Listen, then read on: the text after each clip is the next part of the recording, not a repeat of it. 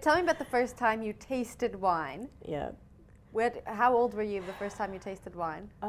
Second year, I was 20 years old. 20 years old. And what was that like? It was horrible. It was bitter. It was so dry. That sounds awesome. Yeah. It was really horrible, you know. And then, but it was fun at the same time. So then I said to myself, okay, I need to have they say accustomed palate, so I need to get used to it. I need to train myself to get used to it and to love this. I can just picture you. It was horrible. And the worst part, it was red wine. Sometimes they say if you want to start drinking, start with white wine, because at least it's the fruit that comes through it always fascinates you to want to drink it again. Red wine is not always as easy. It's complicated. You need to actually sit and analyze it, while white wine is just flows, you know. But then, yeah, at 20 years, I didn't want to taste it again, but I went back. Now, what's it like for you to be a black woman in the winemaking industry? Do you feel any different? I mean, it seems like it's quite a male-dominated industry. I think if you look back, years back, probably even before I started in the wine industry, it was like that. And I think the Department of Agriculture, when they introduced this pilot program, they wanted to actually eliminate that. They wanted to bring in black people, especially also women. This is actually their plan. And I think now, if you look at it, the university and the Elsenburg, they've brought so many winemakers in the industry that it's not like that anymore. It's evolving, it's changing. And with it being actually changing, you don't actually feel when you're in the industry that you are a woman. Because if I like take Zonneblum for instance, we have 3 guys, we are like 5 women. So we actually outnumber them. Because there's so many of us, and I think Distan as a company acknowledges that we bring so much more into the industry that actually you need to get us into the process. And yes, you might maybe say when we work, because our work is more physical, it requires more hard work, it requires more, it's very intense. So some people, if you're not strong enough, you might not actually crack winemaking. That's why they say it's not for everyone, and I'll say it's not for CCs. Because if you need to pull a pipe, you need to go into the cellar and pull a pipe. Wow.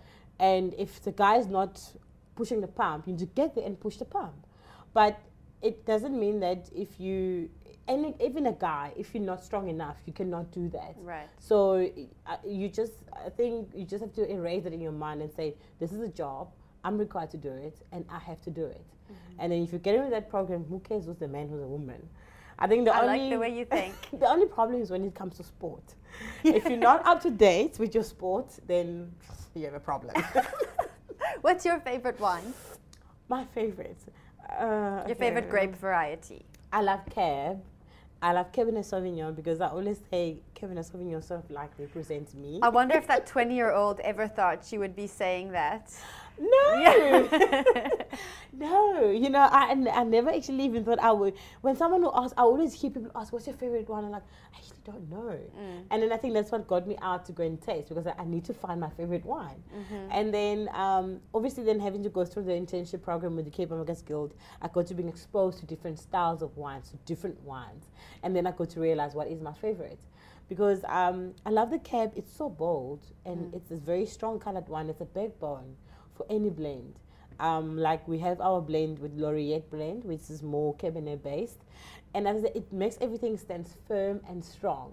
And if I look at it, if you look at women of today, I mean, even women back then, they stood together and then they actually brought all. Because I read somewhere that women of different race, they actually gave us the opportunities we have today. Because if they probably didn't fight, I wouldn't be working as a winemaker because then jobs were secluded. This is male only, female only, and stuff like that. So I think it's any strong woman is a Cabernet Sauvignon. And I related to that. And it's much more fruity as well, which gives it more feminine exposure. Because I mean, we women, who doesn't like perfume? Who doesn't like to smell nice, you know? It's true. So I look at it that way, yeah. Now, what advice do you have for any young woman watching this video who wants to be a winemaker, or a young man for that matter, any young person? Well, I think it starts with the attitude. You know, you can have, you can study as much as you want, but if you don't have the right attitude, then it's not actually going to take you far. I think it's attitude is the most important thing. Positive attitude, and you've got to have passion for what you want, and passion for what you're doing every day.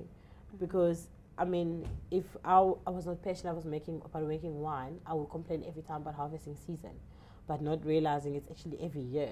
So complaining about it, I have to change a career, you know. And it's also studying, because the base of everything is studying. If you don't go to school, and I think nowadays not educating yourself is not an excuse, because there's a lot of bursaries, there's a lot of funding out there. They just need to go get out and study. It's unlimited. I'm studying. I'm qualified, but I'm still studying, because if you've got an opportunity and you can further yourself, knowledge is power. So I think if someone wants to do something, go for it, and don't let anything stand in your way. Praisy, your story is so inspiring. Now, before I let you go, I want to know from you, if someone doesn't drink wine and they want to start, how should they start? What grape variety should they pick up? I think the first thing you must do is go taste.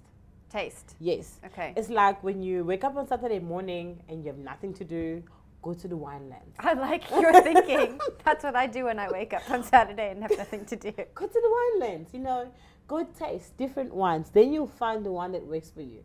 The nice thing about tasting, you don't have to drink it. You can always spit. That's true. Which also is right for drinking and driving, you know. So go taste, and then you'll find what you're looking for. It's like a treasure hunt. I say it like that. You just go out and look for what you want. And then you know what works for you. Because as I said, some people like sweet, some people don't like sweet. And some people like bigger wines, some people like fruity wines with easy drinking wines, not fuller bodied wines, not food wines.